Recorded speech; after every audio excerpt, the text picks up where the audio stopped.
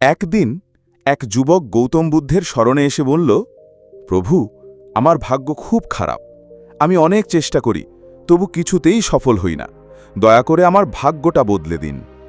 বুদ্ধ মৃদু হেসে বললেন, তুমি নদীর ধারে যাও, একটা বড় পাথর তুলে নিয়ে নদীর জলে ফেলে দাও, তারপর ফিরে এসো। যুবক নদীতে গিয়ে অনেক কষ্টে একটা ভারী পাথর তুলে নদীর মাঝে ফেলে এলো। ফিরে এসে বলল, প্রভু, আমি কাজটি করে এসেছি। এখন? বুদ্ধ জিজ্ঞেস করলেন, তুমি কি লক্ষ্য করেছ পাথরটা জলের ওপরে ভেসে আছে না ডুবে গেছে? যুবক বলল, প্রভু, নিশ্চয়ই ডুবে গেছে। এত বড় পাথর তো কখনো ভাসতে পারে না। বুদ্ধ তখন কোমল হেসে বললেন, ঠিক তেমনই তোমার মনের ভেতরে থাকা নেতিবাচকতা, যেমন আলস্য, সন্দেহ, হতাশা, এই পাথরগুলোর মতো যদি তুমি তা মন থেকে ছুঁড়ে ফেলে দিতে পারো, তাহলে তুমিও ভাসতে পারবে, সফল হতে পারবে।